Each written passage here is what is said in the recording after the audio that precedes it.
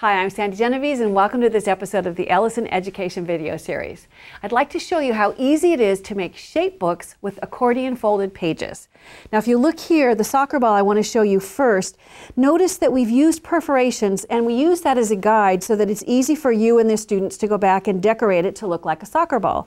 But if the students are going to use this and try to write information on pages that have all this perforation, the perforation kind of gets in the way. So what I've done instead is I've just accordion folded using the 4-inch circle, and I've accordion folded my paper first and then cut it out and nested it inside.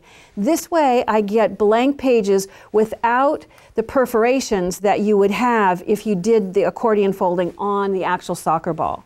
I noticed on Art with Jenny Kay's website, she used our dies of the government buildings to create the same idea, and I thought it was so cool. You can see here's the White House and here's the Capitol building. Notice the inside pages are accordion folded in the same way, once again, so that you avoid having to write over all of these perforated lines. The one that we're going to make today is actually the frog. So I have him. You can see that I have, there's a slit and there's perforations, there's openings that would be difficult to write over. So here you can see that I've got just accordion folded paper inside. So in order to start, you want to cut the front and the back cover. So you need to cut two, and then you're going to flip them over so that you have the mirror images, so that when you put them together, you don't have this. You want to turn one over so that the front and the back will align and we can put the pages in the middle. Now if you look at the back of the front cover, I've already sort of tidied it up with this other die cut. I'm going to do the same thing, but I thought I'd show you first. I just have pieces of white paper that are tucked behind the eye openings.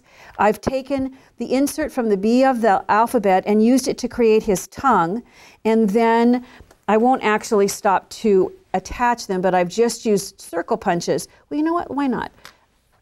When you have to fasten something that's little, if you put it on a little sticky note, the sticky end, because it's removable, makes it easy for you to go back and pull these off in order to create some green eyes for the frog.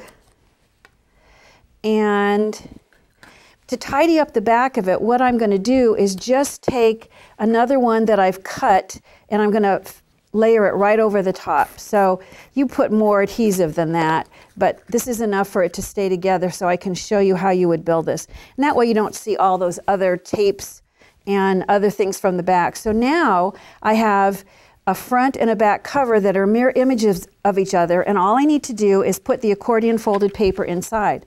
Well, I need to cut the accordion fold so that it tucks inside the shape itself, and depending on how many pages you want, you can actually fasten some together. So I'm going to overlap these areas so that I can make my book longer.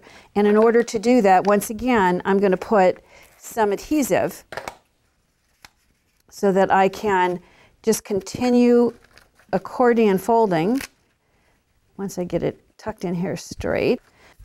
So that way I can make a much longer book, and you can see how now you've got a nice long accordion pages. All I need to do is put adhesive on what would be the front cover, and adhesive on the first page, and adhesive on what would be the back, the last page, and go ahead and set this inside, making sure that it's tucked in, and then put adhesive on this page, line this up, and pressing down will make it stick. Now you have a really cool book. So if your students have read books about frogs or anything else in the marsh, this might be a really cool place for them to write about it. You know, you can motivate your kids to read with shape booklets that are perfect for writing their thoughts about each and every book they read.